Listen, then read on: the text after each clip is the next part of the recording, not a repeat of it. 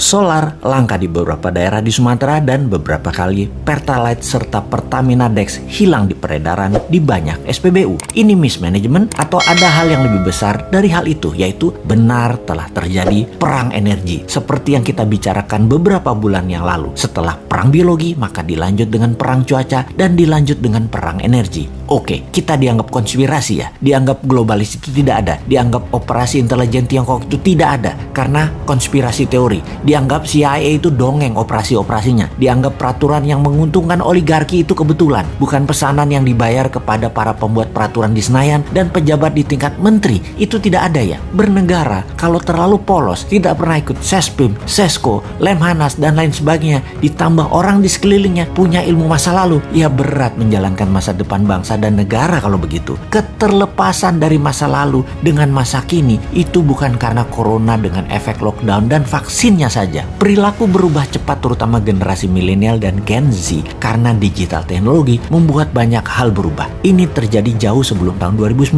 bahkan gejalanya telah memukul banyak sendi kehidupan. Matinya koran, turunnya viewer golf, meningkatnya penggunaan sabun cair, matinya mobil sedan, pemimpin banyak negara menjadi lebih muda dan wanita. Itu semua serba baru. Terlihat saat ini Indonesia masih belum ngeh juga pemimpinnya dan rakyatnya, baik incumbent maupun oposisi. Tidak ngeh. Sedikit sekali yang memahami hal ini dan kebanyakan yang memahami yang sadar adalah mereka bukan makhluk politik, bahkan apolitik, anti politik. Kembali ke bidang ekonomi di mana kita tidak berpolitik, kita bisnis as usual aja. Toh salah satu sendi bernegara sejajar dengan politik namanya ekonomi. Dalam 20 tahun ini memang otak banyak orang terlalu politik. Dikedepankannya hanya jabatan, jabatan dan jabatan, bukan kebijakan dan kemanfaatan jabatan untuk rakyat yang semuanya dilindungi dengan pasukan propaganda dan media buzzer. Ekonomi yang mau kita diskusikan adalah kita sudah masuk perang energi dan dalam perang ada yang namanya economic at war, sebuah mood perang berdasar pemahaman ekonomi. Perang Amerika Tiongkok naik ke level yang lebih tinggi,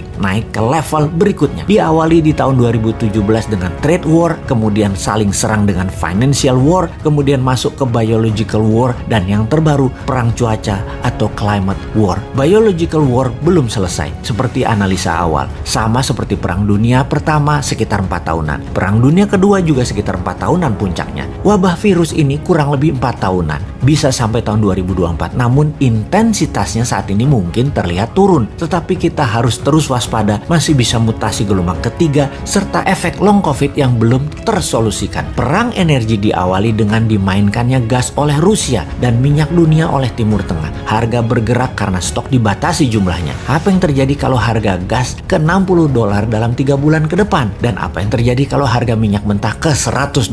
Efek pertama adalah harga komoditas seperti nikel dan lain sejenisnya akan turun karena naiknya biaya produksi. Saat ini Tiongkok energinya terbatas. 90% energi dalam negeri di Tiongkok adalah impor. Efek Indonesia makin parah karena 85% impor bahan baku produksinya dari kakak tertua, dari Tiongkok saat ini. Saat ini negara yang tidak punya sumber alam energi ketar-ketir seperti Tiongkok karena memang ditarget. Sahabat yang tidak percaya informasi ini, anggap kesimpulan kali ini hanya konspirasi teori. Begini kesimpulannya, karena Indonesia mati hidupnya adalah dengan Tiongkok, bahkan kayak provinsi dengan mata uangnya yuan dalam dagangnya, sementara mana mau Timur Tengah dibayar pakai yuan, dolar Indonesia terbatas stoknya, hutang IMF dolar belum turun juga, Indonesia miring ke Tiongkok jelas-jelas membuat bernegara anti Barat, sementara Barat adalah penguasa energi, maka sangat bisa terjadi kelangkaan sumber energi minyak dan gas akan terjadi di Indonesia, karena kesalahan kebijakan luar negeri dan kebijakan tidak membela rakyat mulai terasa pengaruhnya, yaitu rakyat di piramida tengah dan bawah sangat lapar. Mau solusi? Sini sama New Mind.